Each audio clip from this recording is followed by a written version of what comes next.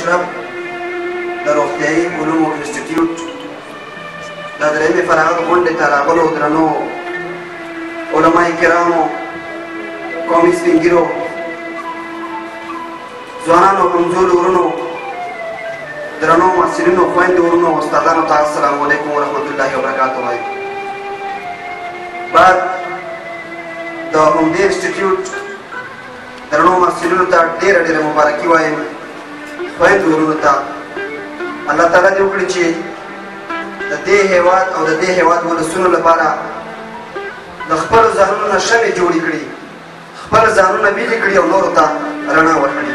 په همدې هیله یو غزل راسره دی او په دې غزل کې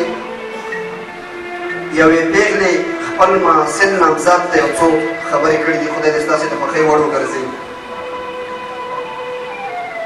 د تنهایي ستړي ژوندون باندې دې اور پورې شي، د تنهایي ستړي ژوندون باندې دې اور پورې شي، ځواني مې لاړه پوهنتون باندې دې اور پورې شي.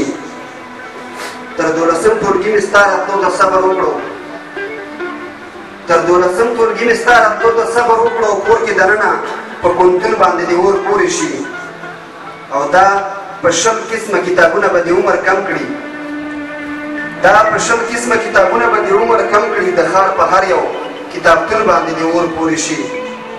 او لکه مرغۍ پېغلې ټولې په پنجره کې لوی کړي، لکه مرغۍ پېغلې ټولې په پنجره کې لوی کړي، مړه دې بازې زیږ پښتون باندې دې اور پورې شي. ډېره مننه.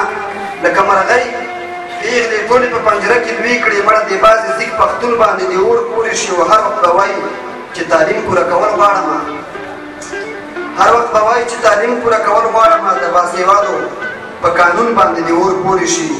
او چې یادونه پکې زما او ستا د واده نه کېږي، چې یادونه پکې زما او ستا د واده نه کېږي، ستا د کتاب په هر مضمون باندې دې اور پورې شي.